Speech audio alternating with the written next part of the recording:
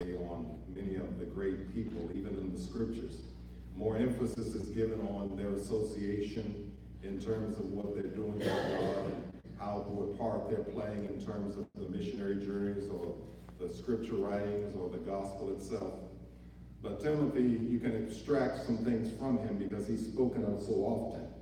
He's a very interesting guy. He's young, which is why Paul says, let no man despise your youth in 1 Timothy chapter 4, but be an example unto the believers in so many ways. So we don't know how young, but clearly he was younger than many of the people he's ministering to. But he was a special young man because he caught Paul's attention. And you got to be pretty stout to catch Paul's attention to be used, because Paul immediately saw some things in him that were very needful in the ministry. In fact, Timothy is the only one that the Bible directly says Paul sought out because he wanted to use him in the ministry in this way. You'll find Timothy being introduced in Acts chapter 16. When Paul was going to Derbe and Lystra, he was from that Lycaonian area, that area of Lystra and Derbe, where Paul actually had a lot of problems.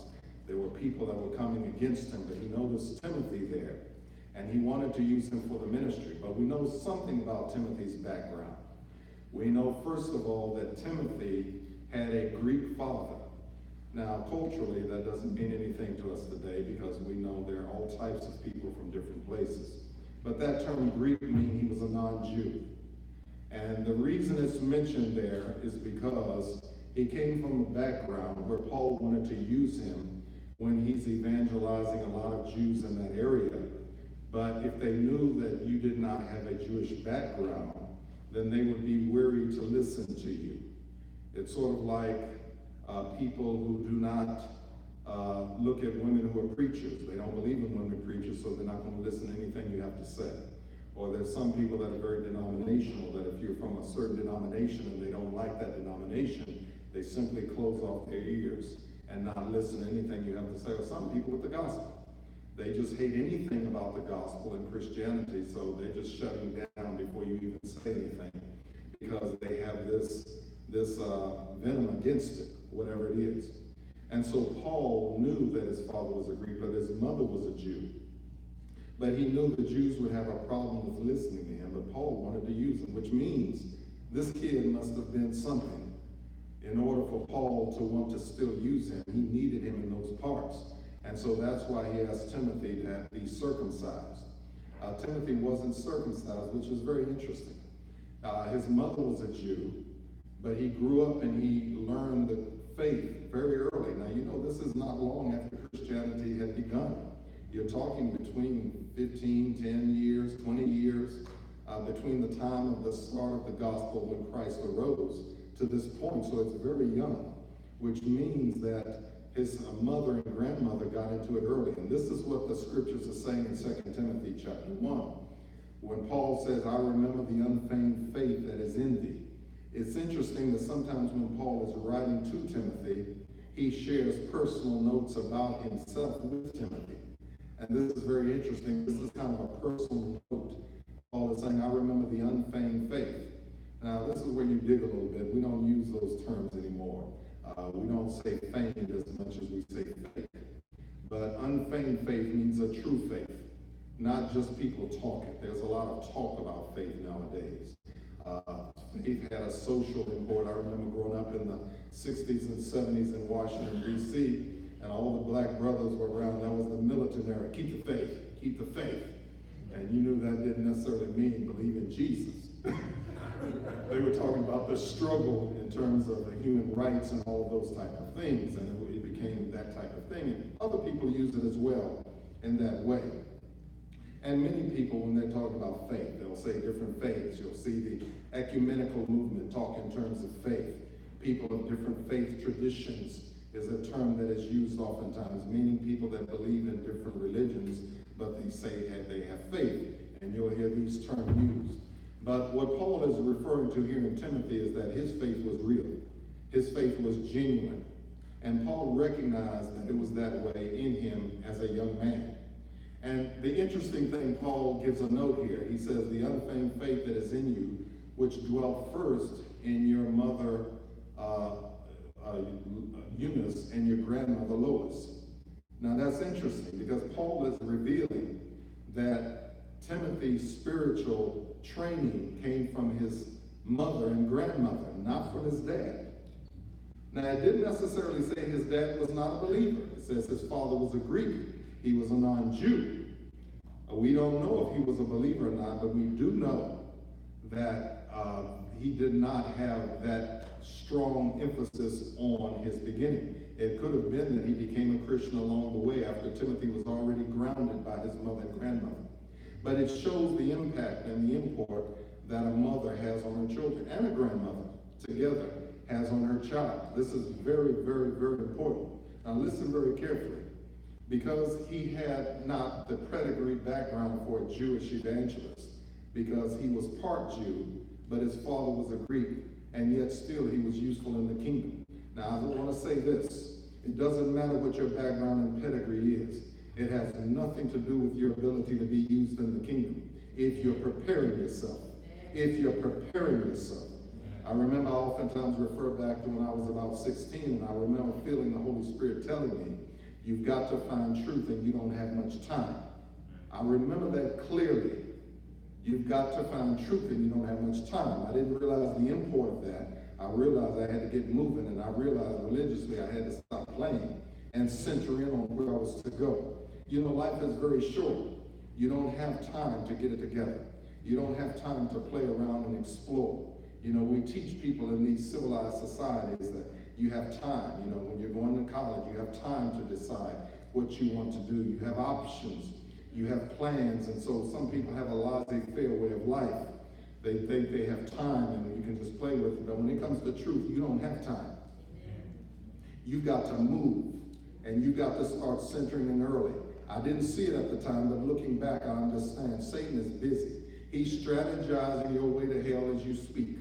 He's strategizing when you're little. He has kids involved in things they shouldn't be involved in. He has some kids become molested. Things happen to them. It causes their life to go down a path that is not good, and it hardens them in that path. And many of them are lost. Satan is a strategist. He recognizes that he moves early when you're not thinking he's moving. You're just in things, doing things as you feel necessary, not realizing you're under the dictates of the wicked one. But somehow Timothy was different. His mother and grandmother started him off early. I don't know how old he was, but if he was young as a minister, he must have been young because the gospel itself was young at this point, which indicates to me they started him off early in the gospel as he was growing up and being trained in it and being honed into it. But he had to apply himself. Timothy is very prepared by the time Paul gets to him because Paul sees something special in this man. He oftentimes talks about stirring up the gift that is in thee that was given by the laying on of the hands of the presbytery. He never says exactly what that was. But he says, remember the gift that you have and stir it up and use it. The gift that was given you by the laying on of hands by prophecy. He mentions that on more than one occasion, which means Timothy was gifted and he was prophesied to do what Paul called him to do. He ultimately becomes the bishop of Ephesus, which is the main center in modern-day Turkey now. But that's Timothy. But Timothy was a very unique young man, but it was started by his parent, his mother, and his grandmother. This is very interesting. I don't know what happened in the house. I don't know if the father was antagonistic, as sometimes men are. When they're not saved, they're antagonistic about the gospel. They don't count it. I know I look at my own mother's situation. I don't think this was the case, but you never know. But I look back on it, and I remember as a little kid, we always had to go to church. And you know, that type of thing. It was just what you had to do on Sunday. You had to get ready, and there was a lot of fussing because there were 7 of us, and we weren't always moving the way we should have. Maybe I should take that back. The others weren't moving the way they should have. But at any rate, you know, you had to do it. And now looking as an adult, she had a big fight on her hand. Oftentimes, Sunday would be the morning that they would get into an argument, my dad and her. I said, that's Satan's strategy. He makes it hard on you, getting all these kids ready, and then getting into an argument, and then going through all this. You get heated, you get angry, and you get all of that. And yet she pressed her way and made sure we kept going. At the time, I didn't value it so much. I knew it was what you were supposed to do, and I went there, but I didn't know much about it. But had I not been exposed to have to continue to go, I probably never would have been receptive to the message at the age that I did become saved. In fact, I'm sure I wouldn't have. But that exposure puts you in position. And this is what the Bible says in Proverbs 22:6. Train up a child in the way that he should go. They may have their different opinions and their attitudes, but a parent's job is to position them towards the truth, position them to know it. All of these parents talking about, I'm not going to tell my kid what to believe in, I'm going to leave it up to them, ignorant. You don't believe it, leave it up to them whether they go to school. You don't leave it up to them whether they eat them. But the most important things Satan has put in your mind, you can make optional. Your faith is not an optional thing. That's an important thing. That's an essential thing. The fact that people don't believe it is because they're satanically blinded. It is not because it's not real. It is not because it's not true. It is that way. And so it's important to find the Lord, and it's important to zero in and move in that direction. And the earlier, the better. Now, at any time, it's great, but the earlier, the better. Because Satan is strategizing you to go on the wrong track, to deviate down the wrong road. And if you look back in your life, you can see it. You can see where he was trying to get you to go in that direction. If you had gone there, look where your life would have been. You were going down that road. You were carnal. You were going down with the wrong people. You thought this was funny when it wasn't. You believed in things you shouldn't have believed in. You said things you shouldn't have done. You were going in different directions that were very difficult. And God rescues you. You don't even fully understand the import of it at the time. But later you do. I remember as a musician, I was playing everywhere. I was going to high school by day, and I was going to clubs by night playing because I love music, and I played with music. But it was all types of people that were playing, and they were not godly people. There were all types of things going on in there. And that was around the time I was getting very convicted. And I realized I can't do this. I just said, I can't do this. But had I kept going in it and putting that voice back in my mind and silenced that truth, I could have gone into a direction of compromise and never gotten out of it. See, these are little points in your life. You don't realize it at the time, but the Lord's speaking to you. He's shutting a little door here. He's telling you you got to do this or you got to maneuver here. And you don't think much of it, but these are major moves when it's all said and done. These are not simple little things. They're very important.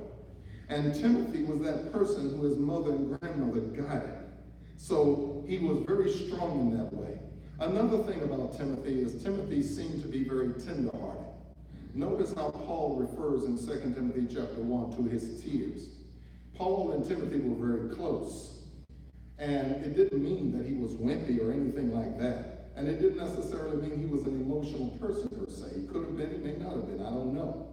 But it does indicate that he was sensitive, that there was closeness, and he had a deep-bred desire and friendship with Paul and other people, and Paul acknowledged that.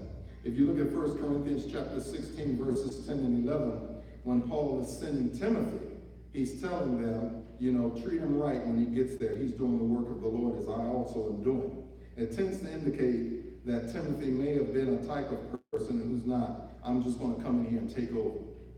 Oftentimes young people are coming into ministry and they have this takeover mentality. Old folks, we're getting rid of your music. We're going to show you how to really worship. They come in there and they got their nose rings and their spike hair and they got their big music and all this kind of stuff, and they're going to turn the church out. They're going to make you learn how to really worship and all this kind of stuff. And they tend to set old people to the side and just come in, and these young preachers, they're going to just preach you into heaven whether you want to be there or not. And they're just going to fire you up and all this. And oftentimes they just have that zeal, that youth, but they don't know what they're doing. They don't know what they're doing, but they think they do.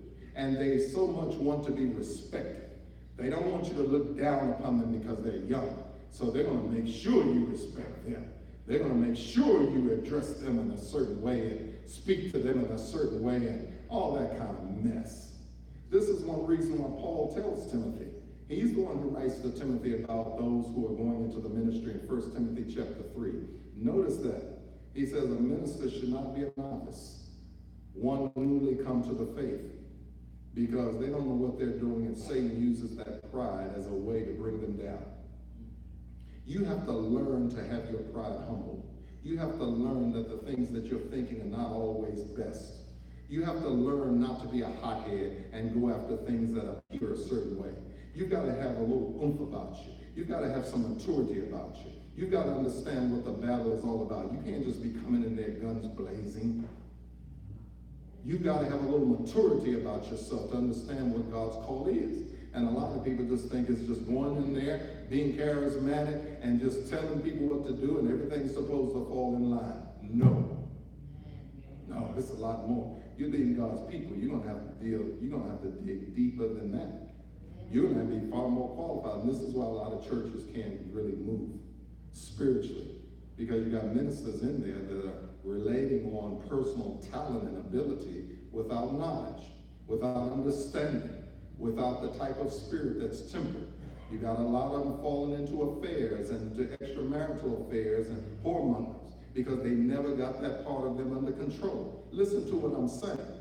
You got a lot of them that fall prey to false doctrines and false teachings because they were never grounded in the scriptures in the first place. You see, this is where God was navigating Timothy. And I saw in my life, God was navigating me. I didn't know it at the time. But I started to see it as I was coming up. And I was saying, wait a minute, the Bible is saying this. Where are you getting that from? Where are you getting that from? And I saw people, even people that I knew that were close associates of mine, they would say things and they went into ministry and they would say some things that were not scriptural. I said, how are you thinking? Where are you getting that from? And they would just reason, well, we're in a different day, and because we're in a new day, so on. I said, what are you doing? And that bothered me. It still does. But those questions I had to wrestle with. Wait a minute. You can't just do God's word like that. You can't proclaim him and undermine him like that. How do you do that?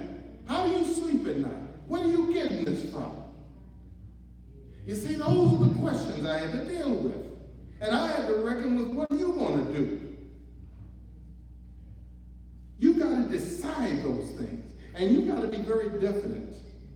And you got to be committed. And you got to get past certain things. You see, I've learned that some people, they're never going to believe God. They're never going to believe the Bible. And everything they're doing is to get you to question what you do believe. Their whole point is for you not to be sure that you believe what you believe.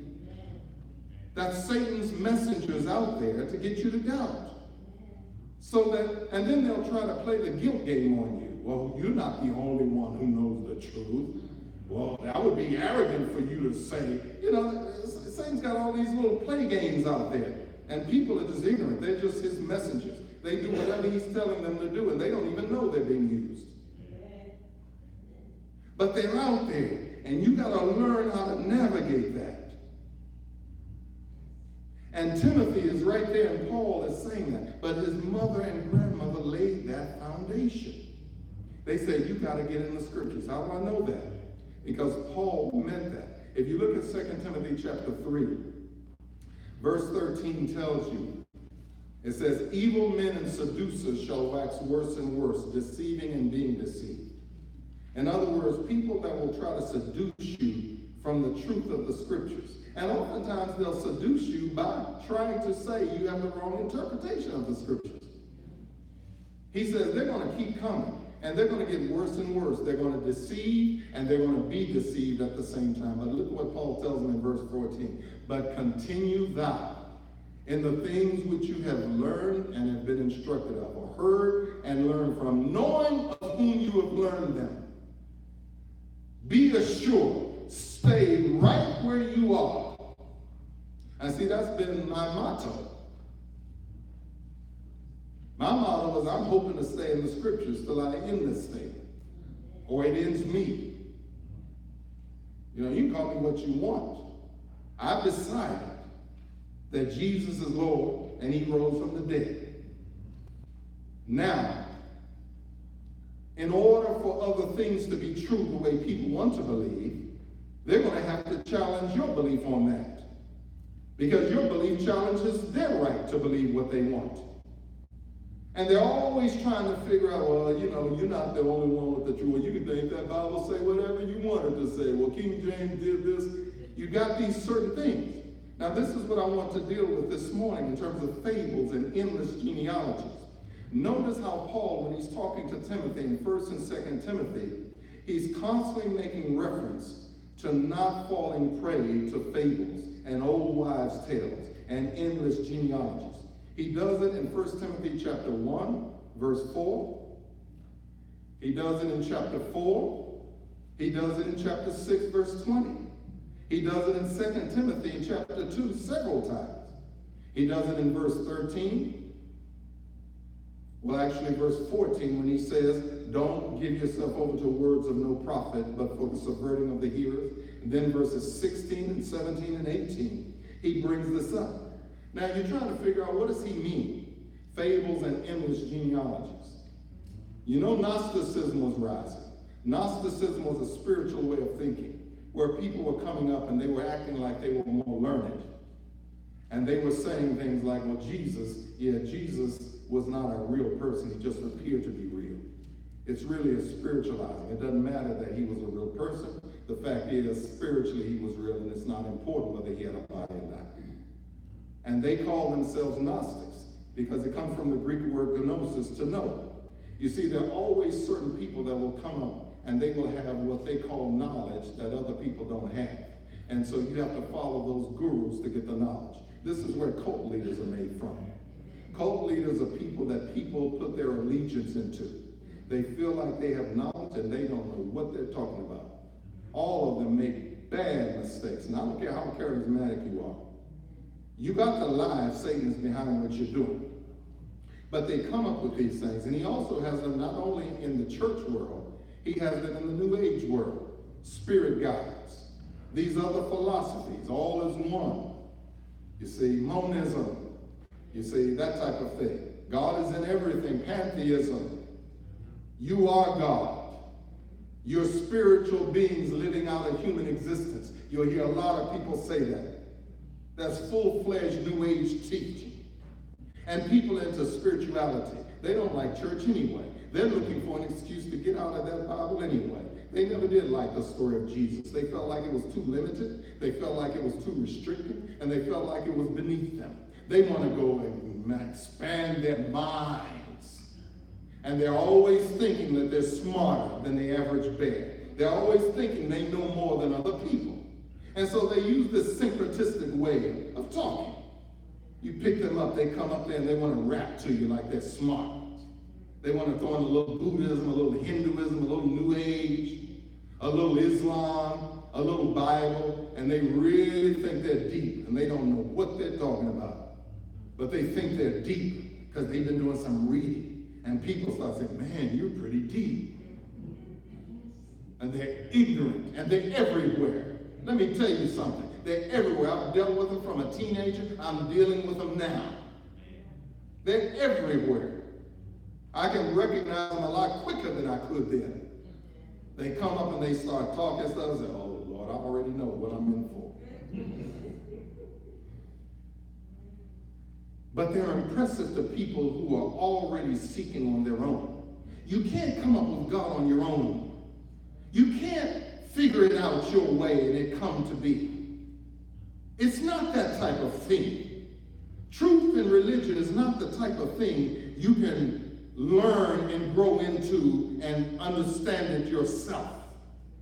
You can't do it like that. You can learn philosophy, you can study, you can learn certain disciplines, you can study. But truth has to come from above down. That's why John always talked about Jesus. He that is from heaven is above all. It has to come from heaven down. It can't come from earth up. So you'll find these different things people throw in. And I think this is what Paul meant by fables and endless genealogies. It was not just the Gnostics. It's anything that comes in opposition to Christ.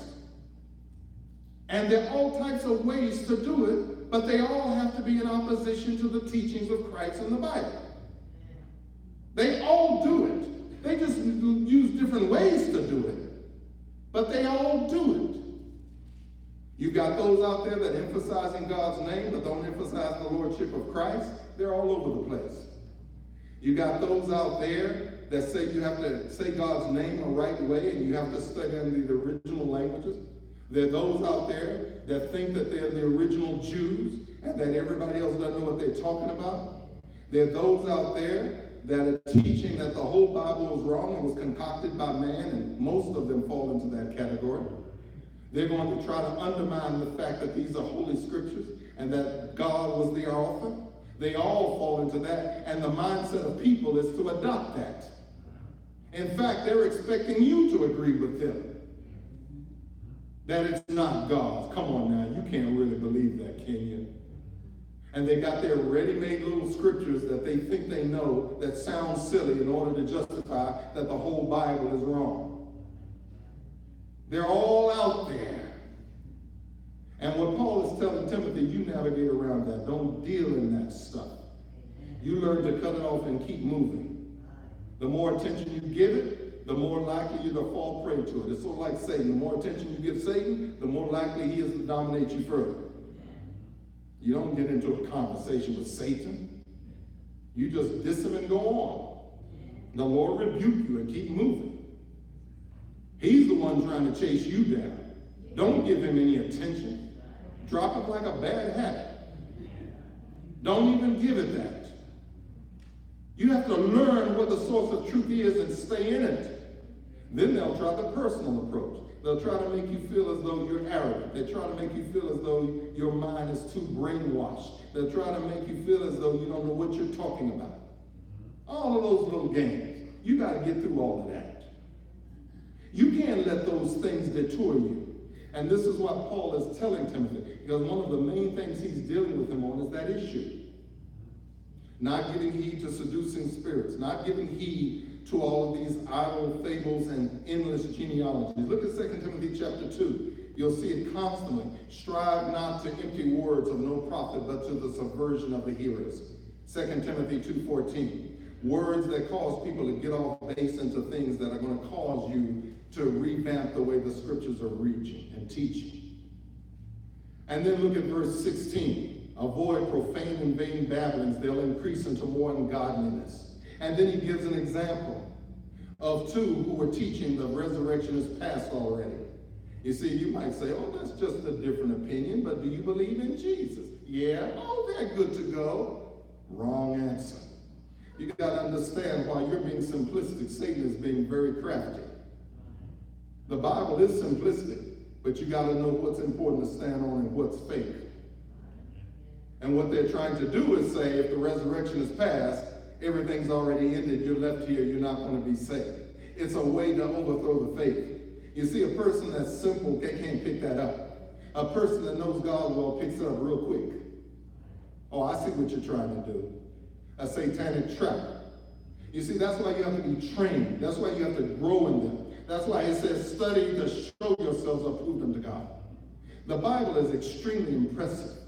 It gives you wisdom. It gives you ways to navigate and learn to grow. It gives you truth, and that truth will help you grow.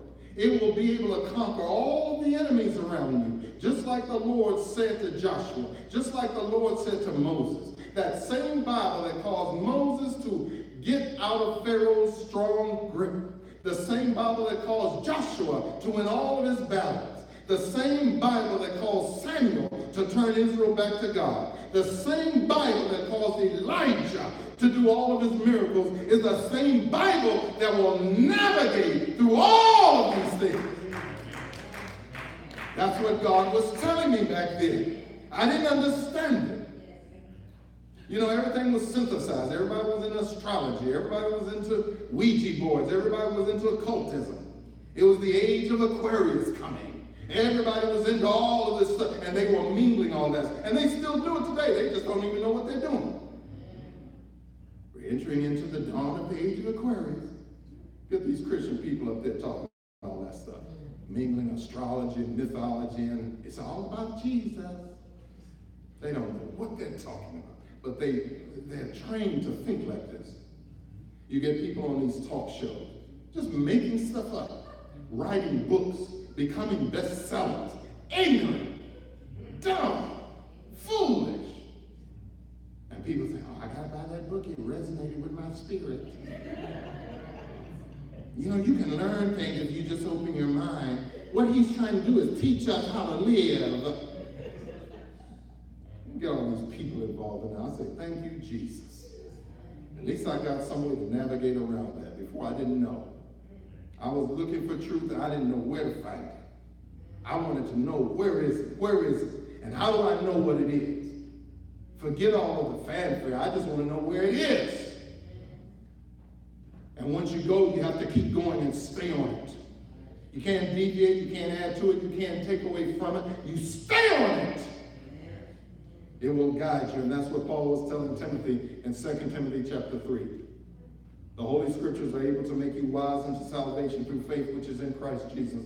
All Scripture is given by inspiration of God and is profitable for doctrine, for reproof, for correction, for instruction in righteousness, that the man of God may be perfect, thoroughly furnished to all good works. Yes, thank you. Now, I'm not looking for confusion. I'm not looking to take truth and make it something broad. I'm looking for where is it? I'm looking for the narrow way. Everybody's looking for truth in the broad way, where they can play it the way they want, where they can feel it the way they like, where they can hear it the way they want. I'm looking for what's true. Forget all that. When I die, I can't play that. When I stand in judgment, I can't play that. I need to know what it is. I need to cut through all of this. And what I think, what I believe, how I act, what is my conduct, how should I govern my life? All of those things are involved here. And that's what Paul is emphasizing to Timothy. And his mother and grandmother started the way. That's the way it is.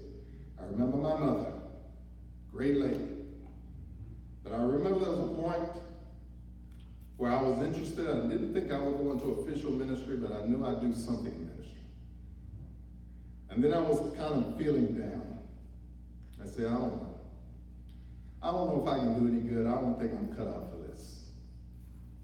And she looked at me very seriously and said, you could save souls. I never forgot it. I don't know if I've saved any souls now, but hopefully I've saved mine.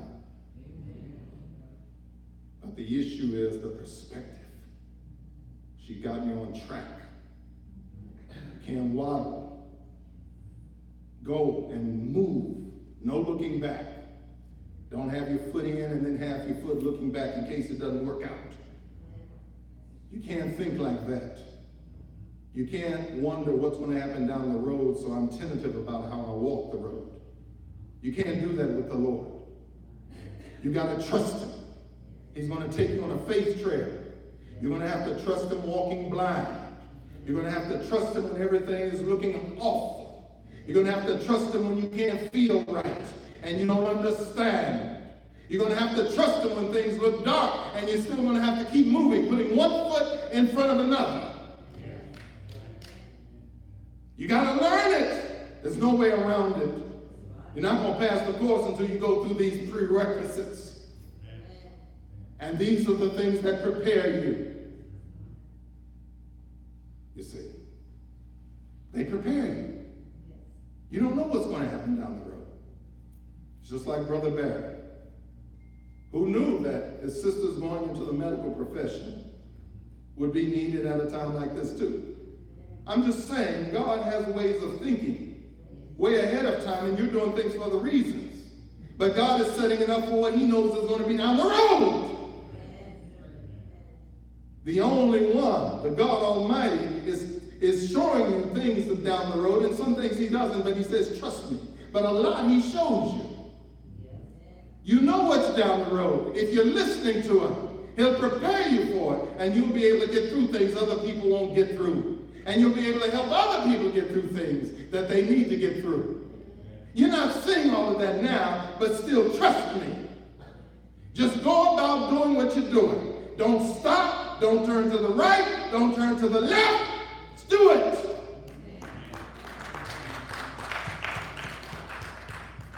And then you begin to see later, oh, that's why he said that. Oh, that's why he wanted us to do that. That's why I tell the young people, remember your Creator in the days of your youth. When the evil days draw nigh, and you shall say, I find no pleasure in them. You see, everybody who comes to the Lord later, the only regret I ever hear them say is, I wish I had done it sooner. Sooner. I could have started on this road sooner. Paul started late. He always felt bad about his foolishness, his blasphemy, his persecuting of Christians. He said, I was exceedingly mad. He said, I was a madman. That's how crazy I was. I thought I was right, and I was a madman. I didn't have any compassion for women, children, anybody who was of that way. That's what they called Christians back then. They didn't even have a name for them. They just said, oh, that way, yeah, those crazy ones. And Paul says, when he was on that road to Damascus,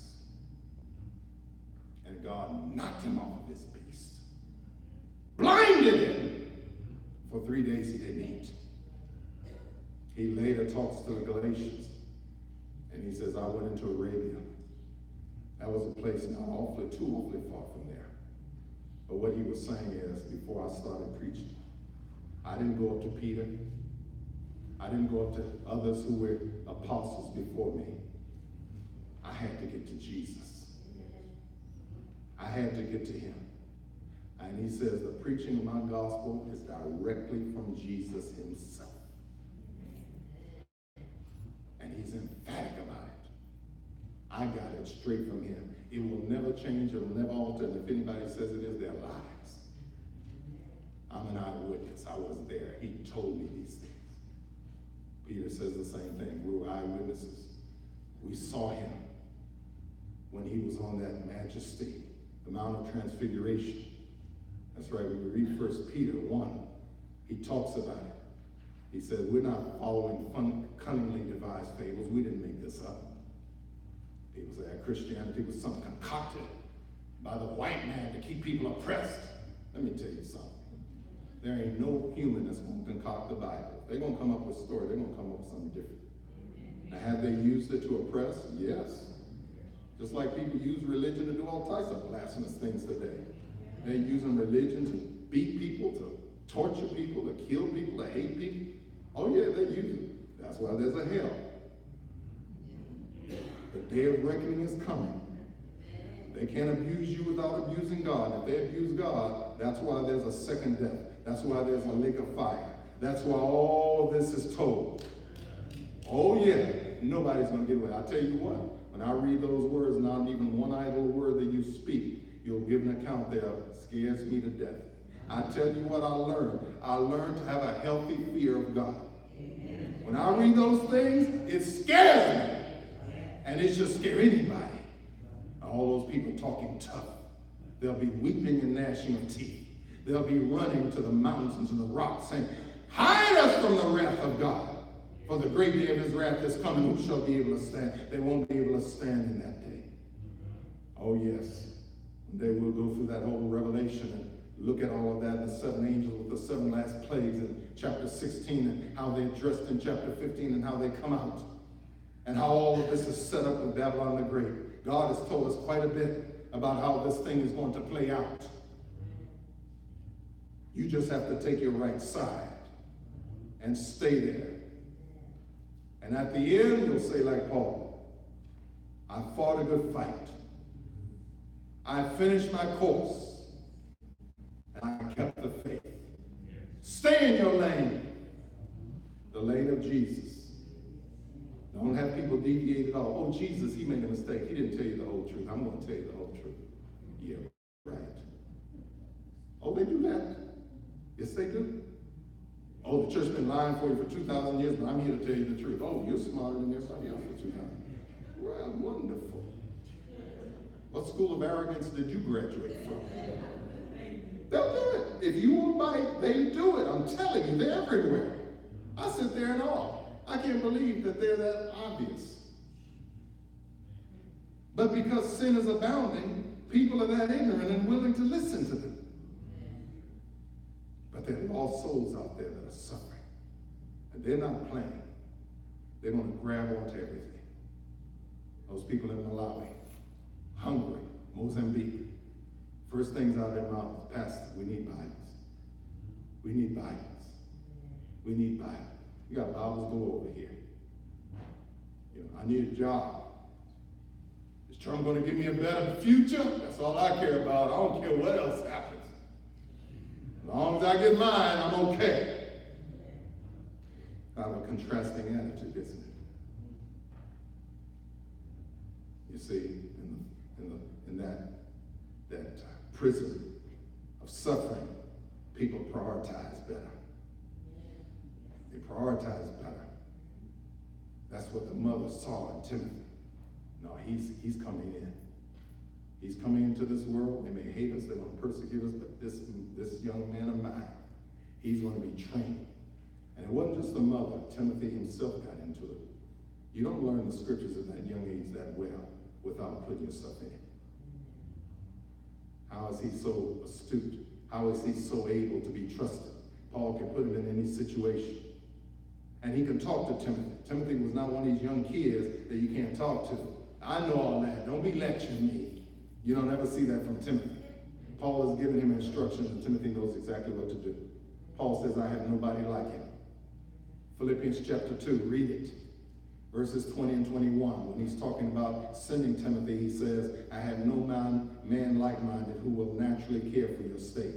Timothy will do it. I don't have to tell him. He already knows. He told the Corinthians, I'm going to send Timothy to you. He's going to teach you my ways that I teach in every church. He knows exactly what to do. I trust him. You don't see him talking like that from anybody else. Timothy! Greek father. Didn't even raise him in the scriptures, but his mama did. And his grandmama did. Listen, it's not how you start. It's what you make of where you are. The gospel is free. Blind people can learn it. Deaf people can hear it. Dumb people can speak it. Lepers can be cleansed from it. Dead people can rise up from it. People who are nobodies can become great people because of it. It's how you value it. It's how you value it. It's what a mother can do for a child. Doesn't matter what else she can do. I don't have a husband. He doesn't treat me right. You don't see that in Timothy. Let's read this. Let's read this. Invest eternity in your children. That's what God's plan is. It was always to have a godly seed. Always from the time of Adam. They had Abel. He was the godly seed. Cain killed Abel. Then they had Seth. He replaced Abel. Seth became the godly seed. Seth had Enoch. Then men began to call themselves by the name of the Lord, Genesis 4:26. And then after him he had Canaan, who had Mahalalel, who had Jared. Jared had Enoch. He became so godly that he walked with God. God took him out. But Enoch had Methuselah, the longest living man. Methuselah had Lamech. Lamech had Noah. Lamech was a prophet. He prophesied concerning Noah.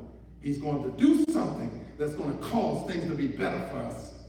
Noah was the one God called to build the ark during the days of the flood. The only righteous man still standing from that legacy. And then Noah had Shem 2 years after the flood. He had Arphaxad, who had Salah, who had Eber, who had Peleg. Peleg was the one in Genesis 10:25. At the time the earth divided. It could have been a geological divide because it wasn't the tongues, because that was early on. Peleg had Salah, who had Eber, Peleg, Reu, Serug, Nahor. And then Nahor had Terah, who was the father of Abram, who had 3 sons, and Abram was one of the young ones, if not the youngest. Abram had Isaac at 100 years old. Isaac had Jacob. Jacob had 12 sons. The 4th was Judah. Judah had Pharez, Ezra, Ram, Aminadab, Nation, Solomon, Boaz, Obed, Jesse, David the king. Now you're talking. David the king had Solomon. He called him to be the next king. Solomon had Rehoboam. You'll see that in 2 Chronicles chapters 10 through 12. Rehoboam had Abijah in chapters 13. We can go on and correspond them to the Chronicles and where they're written. But after Abijam, Asa, then there was Jehoshaphat, and then there was Joram, then there was Ahaziah, then there was Joash, and then after Joash there was Amaziah, Uzziah, Jotham, Ahaz, Hezekiah, Manasseh, Amon, Josiah, the great king at age 8. He's the one who discovered the book of the law that was hidden in the temple. And when he was about 26 years old, Josiah had Jehoahaz, and then you had Jehoiakim and Jehoiakim, and then Zedekiah. But if you follow the line when they were taken into Babylonian captivity, he had Jeconiah and his brethren. Jeconiah had Salathiel, who had Zerubbabel, who had Abiah, who had Eliakim, who had Azor, who had Zadok, who had Akim, who had Eliah, who had Eleazar, who had Nathan, who had Jacob, who had Joseph, the husband of Mary, of whom was born the Christ. Nobody like him. 21 centuries, we're still talking about where did man originate? Where did intelligence come from? What spacecrafts help us to build pyramids? All of these things because we don't want to believe the God who will guide us to that new day. But the ones that do, they're going to march in. And the ones that miss it are going to kick themselves. It's right there! How did we miss it? You didn't listen to him. You didn't want him. And now you eat the fruit of your own doings. But for those who do, Timothy, hold on. Hold on. Don't stop. Don't stop. Mother and a grandmother. Oh yeah. They can do a lot of damage, can't they? All they did was point into that word. They didn't have verses notated. Didn't have the chapters. That wasn't so many centuries later. I get the benefit of the verses. I get the benefit of the chapters. They didn't have that. Timothy still knew it. Still did it. There's a way. There's a way. Let's pray. Most holy and almighty Father, we thank you. We ask your blessings, Lord, upon the mothers, upon everyone who names the name of Jesus and who is convinced that he's Lord, and who spend their lives and give their lives over to him to be redeemed from all of their sins and to inherit all glory and to overcome all things, because we need you to be able to overcome, period, and to overcome and still be faithful, certainly. So guide us, Lord, always to be a church that is thinking that way. We know Satan's always looking to come in. We know that Satan's way is always to get that edge in, to lead people down an unholy road in the name of doing the gospel. But we, Lord, are dedicated to stand in your word and your truth. So keep us, Lord, in that truth, that we might stand this way, both now and forever. Amen. Let us stand the doors.